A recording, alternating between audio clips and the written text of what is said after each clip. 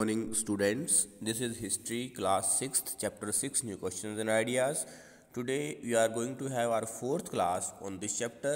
अब तक हमने समझा कि आज से 2500 वर्ष पहले लोग जीवन के सत्य के बारे में, जीवन के अर्थ के बारे में विचार करना उन्होंने शुरू कर दिया था।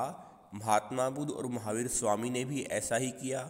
उन्होंने व्यक्तिगत स्तर पर जीवन के अर्थ को समझने का प्रयास किया और जो उपनिषद हैं वो उत्तर वैदिक काल की संस्कृत की रचनाएं हैं जो मुख्यतः ब्राह्मणों द्वारा या राजाओं द्वारा लिखी गई हैं और जिनमें जो लर्नड पीपल थे, जो पढ़े लिखे समझदार विद्वान लोग थे, उनकी वार्ताओं को संकलित किया गया है, लिखा गया है।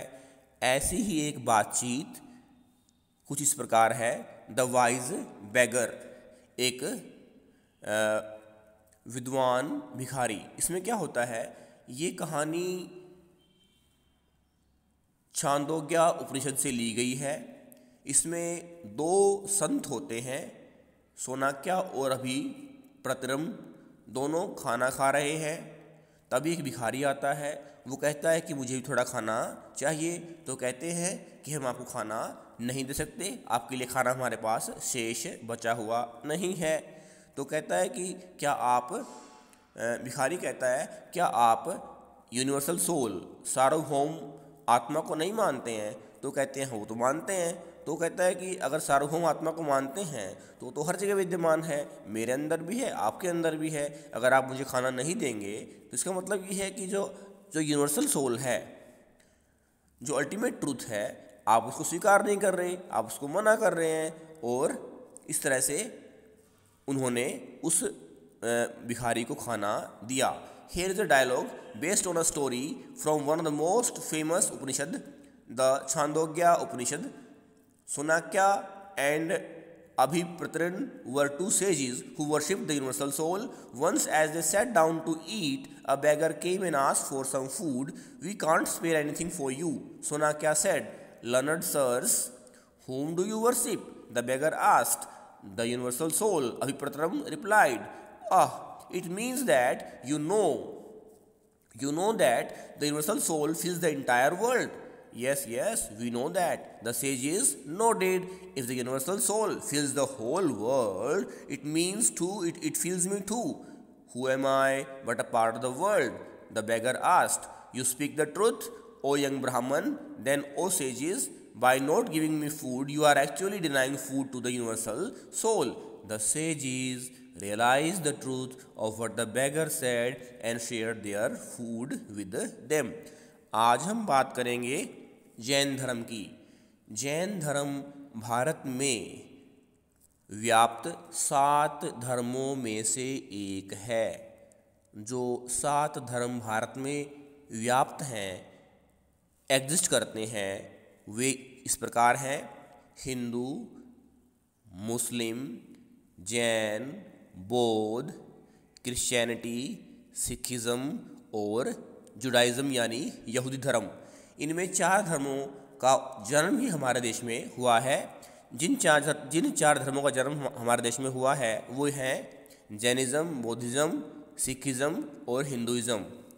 तो जिस तरह से महात्मा बुद्ध क्षत्रिय जाति से संबंध रखते थे, क्योंकि वैदिक काल में वर्ण व्यवस्था थी, ऐसे ही महावीर स्वामी जैन धर्म के संस्थापक भी क्षत्रिय क्लास से संबंध रखते थे और दोनों एक दूसरे के समकालीन थे, यानी एक ही समय से संबंध रखते थे, यानी आज से 2500 वर्ष पहले। और दोनों ने सत्य को जानने के लिए, जीवन के अर्थ को जानने के लिए घर का त्याग किया। जैनिज़्म शब्द जैना से निकला है, जीना से निकला है, जिसका अर्थ है कंकरर यानी विजेता। The last and the 24th Tirthankar of the Jainas, Vardhaman Mahavir, who spread his message around the world around 2500 years ago. He was a Kshatriya, prince of the Lichavis, a group that was part of the Vajri Sangha. about which you read in chapter 5. At the age of 30, he left home and went to live in the forest. For 12 years, he led a hard and lonely life, and at the end of which he attained enlightenment. Mahavir Swami Jain धर्म के 24वें तीर्थंकर थे। उन्होंने अपना संदेश आज से 2500 वर्ष पहले दिया। वो लिच्छवी वंश से संबंध रखते थे और जिस तरह से बौद्ध धर्म के ग्रुप होते थे, संघ होते थे, वैसे ही जैन धर्म के भी संघ होते थे और महावीर स्वामी वजी संघ से संबंध रखते थे। 30 वर्ष की अवस्था में आयु में उन्होंने अपने घर का त्याग किया और जंगलों की ओर चले गए और 12 वर्ष तक उन्होंने एकांत जीवन जिया, मेहनत की, परिश्रम किया और अंत में ज्ञान प्राप्त किया। हम यहाँ आगे जानेंगे कि जैन धर्म बौद्ध धर्म में बहुत सारी समानताएं हैं। जैसे बौद्ध धर्म कहता है be kind to every kind, हर जीव के प्रति दयालु रहें। ऐसे ही जो जैन धर्म है वो भी अहिंसा पर बल देता है। He taught a simple doctrine: men and women who wish to know the truth must leave their homes. They must follow very strictly the rules of ahimsa, which means not hurting or killing living beings. All beings, said Mahavira, long to live. To all things life is dear. Ordinary people could understand the teachings of Mahavira and his followers because they used Prakrit. There were several forms of Prakrit used in different parts of the country and named after the reasons in which they were used. For example, the Prakrit spoken in Magadhi was known as Magadhi. Mahavir Swami का मानना था कि जीवन सबको प्रिय है, हर कोई जीना चाहता है, तो इस तरह से हमें अहिंसा का पालन करना चाहिए। और बौद्ध धर्म की तरह यानी महात्मा बुद्ध की तरह, सिद्धार्थ की तरह महावीर स्वामी ने भी प्राकृत भाषा यानी आम लोगों की ऑर्डिनरी लैंग्वेज का प्रयोग किया। और ये जो प्राकृत भाषा थी, जो ऑर्डिनरी लैंग्वेज थी, जो वर्नैक्युलर थी, ये इसकी अलग अलग रूप थे, अलग अलग फॉर्म थे। जैसे अगर मगध में बोली जाने वाली प्राकृत को मगधी कहा गया। Followers of Mahavira, who were known as Jainas, had to lead a very simple life. Begging for food, they had to be absolutely honest and were specially asked not to steal, and they had to observe celibacy, and man had to give up everything including their clothes. Mahavir Swami के जो follower थे, समर्थक थे, अनुयायी थे, उन्हें जैन कहा गया। वो सादा जीवन जीते थे और भिक्षा के द्वारा ही अपना जीवन यापन करते थे।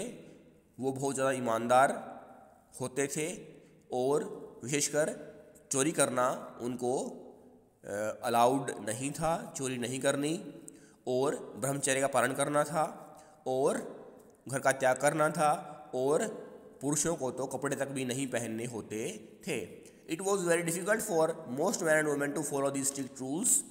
इस तरह से हम इमेजिन कर सकते हैं कि जैन धर्म के जो अनुयायी थे उनका जीवन कितना कठिन रहा होगा।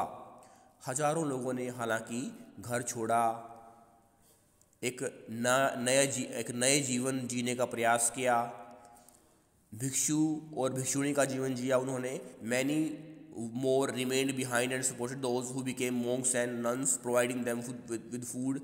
और अधिकतर लोगों ने उन अनुयायियों की सेवा की, उनको सपोर्ट किया, उनको भोजन प्रदान किया। लेकिन क्या समाज के सभी लोगों ने जैन और बौद्ध धर्म अपनाया?